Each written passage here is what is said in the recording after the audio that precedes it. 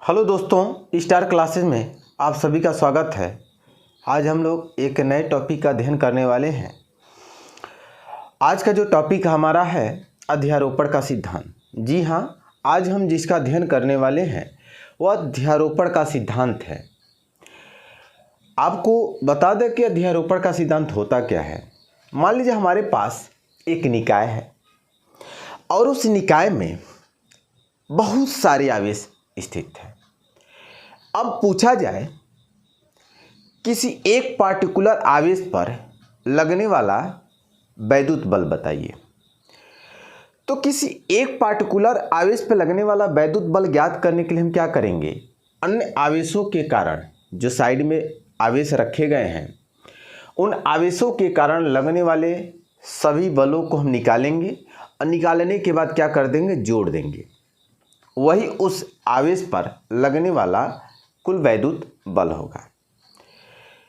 तो यह अध्यारोपण का सिद्धांत सेम यही चीज़ बताता है। एक सरल लैंग्वेज में हम आपको समझाने का प्रयास कर रहे हैं। मान लीजिए हमारे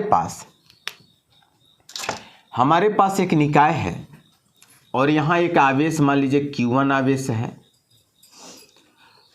एक आवेश मान लीजिए यहाँ आवेश Q2 है और यहाँ मान ले एक आवेश Q3 है। इसी तरह से मान ले एक आवेश हमारे पास Qn है। ऐसे तमाम आवेश रखे गए Q1, Q2, Q3, Q4। समझ में आ रहा है। अब ये पूछा जाए कि किसी एक आवेश पर लगने वाला बल क्या होगा। मान लीजिए इस आवेश Q1 की बात करें कि इस पर लगने वाला बल बताओ, तो हम क्या करेंगे, इसके द्वारा इस पर लगने वाला बल, फिर इसके द्वारा इस पर लगने वाला बल, इसके द्वारा इस पर लगने वाले सभी बलों को हम ज्ञात करेंगे कूलॉम के नियम की मदद से, फिर इनको जोड़ेंगे। समझ में आ रहा है। हमने अध्यारोपण का सिद्धांत लिखने का प्रयास किया है कि यदि किसी निकाय में अनेक आवेश हो, तो यदि किसी निकाय में अनेक आवेश हों तो उनमें से किसी एक आवेश पर, यदि किसी निकाय में एक से अधिक अनेक आवेश हों तो उनमें से किसी एक आवेश पर लगने वाला, उनमें से किसी एक आवेश पर जो बल होता है अन्य आवेशों के कारण अलग अलग बलों के वेक्टर योग के बराबर होता है। अर्थात मान लीजिए हमारे पास किसी सिस्टम में बहुत सारे आवेश हों, यदि किसी निकाय में अनेक आवेश हों तो उनमें से किसी एक आवेश पर लगने वाला जो बल होता है वो अन्य आवेशों के कारण लगने वाले बलों के वेक्टर योग के बराबर होता है। लगने वाले बलों के वेक्टर योग के बराबर होते हैं। समझ में आ रहा है। बलों के वेक्टर योग के बराबर होता है। मान लीजिए हमारे पास माना, और इसी बात को हम क्या कहते हैं, अध्यारोपण का सिद्धांत कहते हैं। माना किसी निकाय में n आवेश Q1, Q2, Q3 Qn। माना किसी निकाय में n आवेश Q1, Q2, Q3 Qn है। इनमें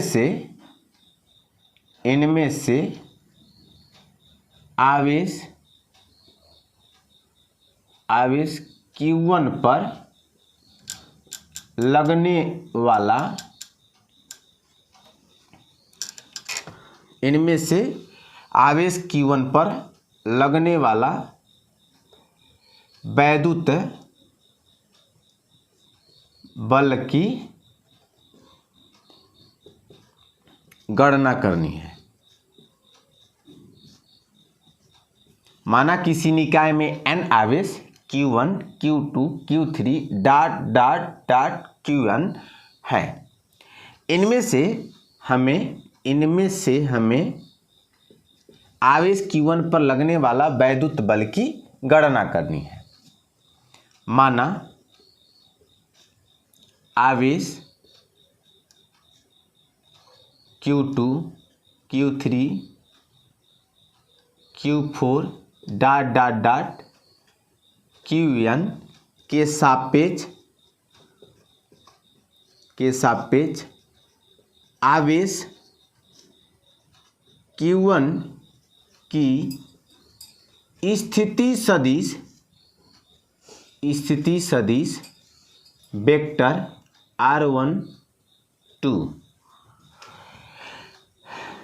इस Q2 के सापेक्ष Q1 की स्थिति सदिश वेक्टर r12 वेक्टर क्रमशः यहाँ लिख लीजिएगा, यहाँ क्रमशः लिख लीजिएगा, क्रमशः vector r12 comma vector r13 comma vector r14 dot dot dot vector r1n है।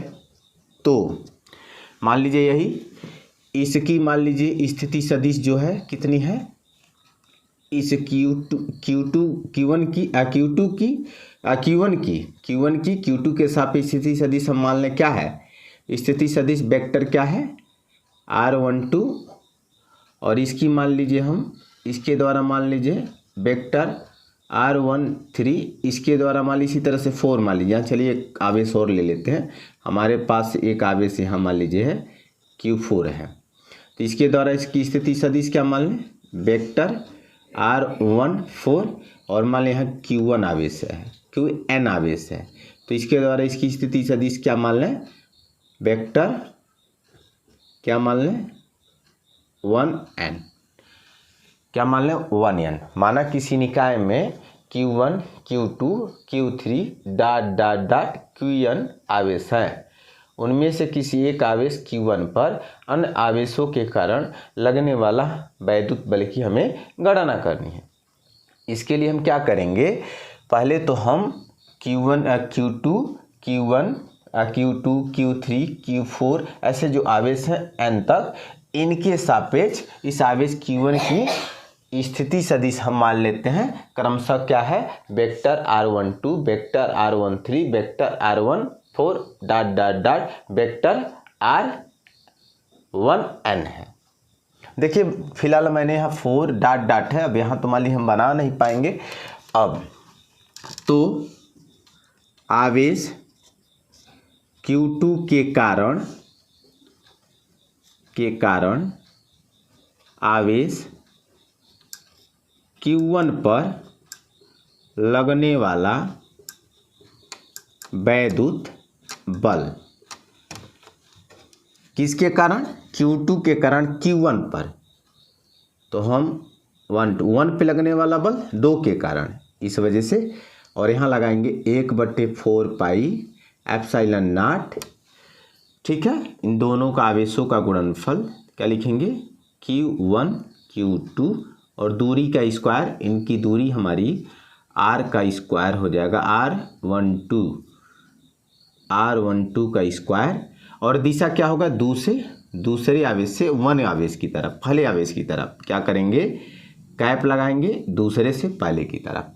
इसी तरह से आवेश Q3 के कारण Q1 पर लगने वाला वैद्युत बल वेक्टर यहाँ लिखेंगे F13 बराबर 1/4 pi epsilon naught Q1 Q3 नीचे r वेक्टर इसको क्या लिखेंगे r स्क्वायर 13 यानी r13 का स्क्वायर, और यहाँ लिख देंगे r कैप, दिशा क्या होगा आपका तीसरे से पहले की तरफ जा रहा है यानी 3 क्या लिखेंगे r कैप 31, ठीक है r कैप 31 लिखेंगे। फिर इसी तरह से Q4 के कारण निकालेंगे Q1 पे लगने वाला बल, तो वेक्टर हो जाएगा 14 vector F14 equal to 1/4 pi epsilon naught Q1 Q4 नीचे क्या लिखेंगे r का स्क्वायर यहाँ 14 लिख देंगे, ठीक है। और यहाँ क्या लिखेंगे, दिशा क्या है, चौथे से पहले की तरफ है, तो दिशा हो जाएगा आपका क्या, r कैप 4 1। इसी प्रकार dot dot dot dot dot आप आगे लिख देंगे, आवेश Qn के कारण Q1 पर लगने वाला बल क्या होगा, 1/4 पाई एप्सिलॉन नॉट, और यहाँ लिखेंगे हम Q1 Qn, नीचे r स्क्वायर 1n लिखेंगे, और यहाँ r कैप n1, ठीक है। समझ में आ ही रहा होगा। अब हम क्या करेंगे, अब हमें क्या करना कि आवेश Q1 पे लगने वाला कुल बल, अगर चाहते हैं इसको बनाना तो हम आपको थोड़ा सा इसको साइड बना लेते हैं Qn। तो इसके द्वारा लगने वाला बल के इधर मान लें हमारा वेक्टर 1 2 यानी F12, और इसके द्वारा लगने वाला बल हो जाएगा कितनी, वेक्टर और F13। फिर इसके द्वारा लगने वाला बल निकाला जाए तो कितना हो जाएगा, वेक्टर F14, और इसके द्वारा लगने वाला बल निकाला जाए तो क्या हो जाएगा, वेक्टर F1n, ठीक है। तो अतः समझ में आ रहा है, इसको मिटा दें ना, नोट कर लेंगे ना, स्क्रीनशॉट लेना चाहते हैं तो ले लीजिए। चलिए अब हम क्या करेंगे, हमें तो आवेश Q1 पे लगने वाला कुल बल बताना है। यदि आवेश Q1 पर लगने वाला बल वेक्टर F1 हो तो, यानी कि वेक्टर F1 हो तो कैसे निकालेंगे, टोटल जो बल होगा इस पर लगने वाला वह इन सभी बलों के वेक्टर योग के, यानी कि इन बलों के क्या होगा, वेक्टर योग के बराबर होगा। मतलब इसको सबको जोड़ेंगे कैसे, vector F12 plus vector F13 plus dot dot dot क्या लिखेंगे हम, वेक्टर F1n, ठीक है। लिखना चाहे तो हम और बढ़िया से लिखना चाहे तो लिख सकते हैं, इस F12 का वैल्यू यहाँ से रखा जाए तो 1/4 पाई एप्सिलॉन नॉट। एक चीज़ और, थोड़ा सा जगह कम है इस वजह से हम शॉर्टकट करना चाह रहे हैं। ध्यान से देखा जाए तो 1/4 पाई एप्सिलॉन नॉट सब में है ना, और सब में देखिए तो Q1 मिल रहा है, ठीक है। इस वजह से हम इनको कॉमन कर ले रहे हैं, Q1 हमारा मिल जाएगा बाहर, बचेगा क्या हमारे पास, ऐसे लिख देंगे, क्या लिखेंगे हम, Q2, नीचे क्या लिखेंगे ऐसे 1 2, और यहाँ r कैप 2 1 जो रहेगा इसी का अपोजिट, फिर क्या लिखेंगे Q3, r का स्क्वायर हम लिखना चाहें तो क्या हो जाएगा 1 3, और यहाँ क्या लिखेंगे r कैप 3 1, फिर प्लस डॉट डॉट डॉट, और आखिरी स्टेप हमारा हो जाएगा Qn, नीचे क्या लिखेंगे r का स्क्वायर 1n, और यहाँ लिखेंगे r कैप 2 1, ये 2n नहीं बल्कि हम क्या लिखेंगे n1 लिखेंगे।